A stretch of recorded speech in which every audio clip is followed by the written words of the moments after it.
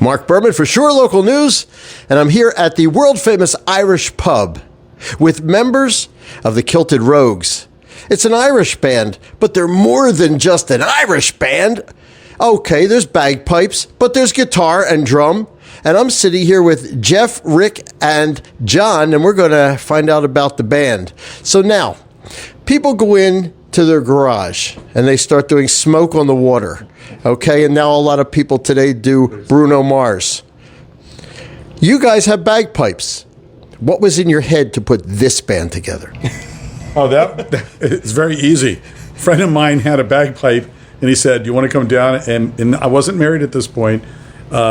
Get some free beer, meet some girls, and have some fun down at Irish Weekend back in 2000. And I said, "Sure." So the bagpipes were there. I put me on some drums and some castanets and some percussion and accent percussion. And we started playing. Then he said, "You want to play the guitar with it?" And I said, "Absolutely not. Absolutely not." But then I started hearing some really good songs out there. Under the Milky Way by Seven Nations. We started putting some songs together. John, talk about Itchy Fingers, what we did. Basically came up with a good old rock and roll feel and then put the bagpipes to it. So it's like Johnny B. Good. Johnny B. Good meets the bagpipes, more or less, and we took the 16th century song, put it to rock and roll, 50-ish rock and roll, and call it Itchy Fingers. And it's a crowd pleaser out there right now. Mm-hmm. So staying in that, when we met back in 2000, and then we were with another band at the time, and then we started this project back up again in 2018.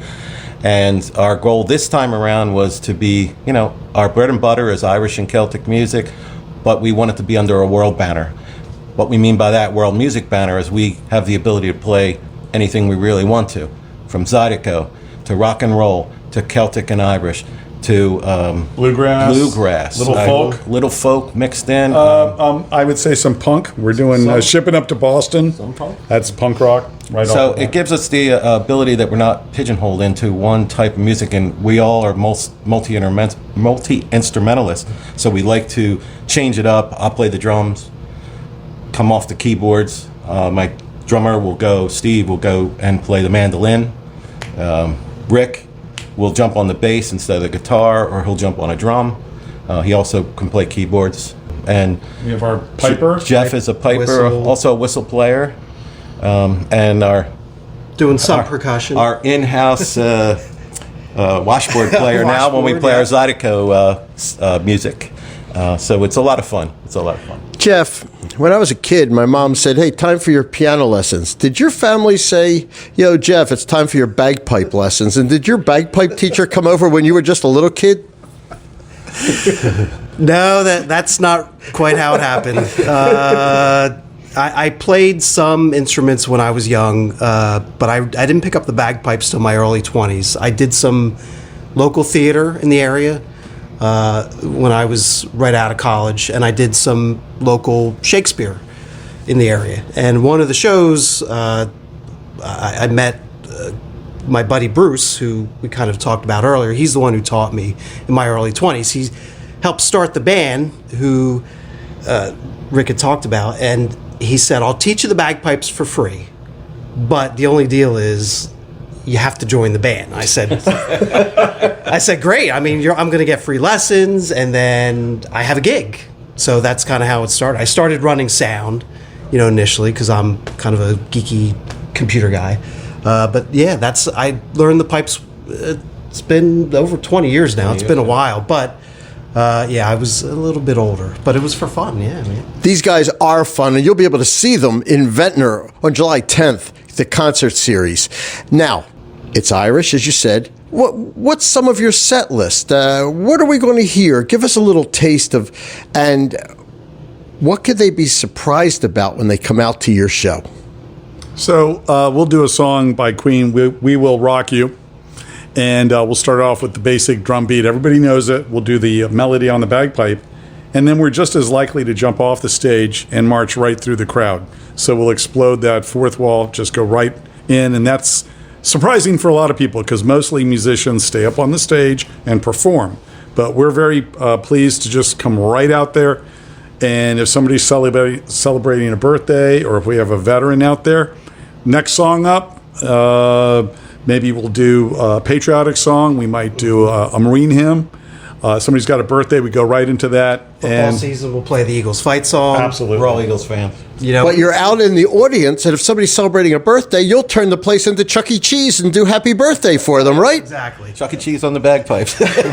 We'll play happy birthday for one person, and then over here, oh, there's another birthday. We'll play it like 3 or 4 or 5 times, and But it's an interactive show. Like we try and make it fun and be interactive with the audience, and they really enjoy that. Where we hang out with them. We want it to be a party, a great time. Now, I have a question. If I'm in the back, okay, and I have a megaphone, and I'm back there and I yell, "Hey, do Freebird!" Rick has an answer for that. What happens? Well, here's your Freebird. I mean, How about, oh my God, Stairway to Heaven? Will you close with that? I actually could play it on the whistle, but no. And Please don't.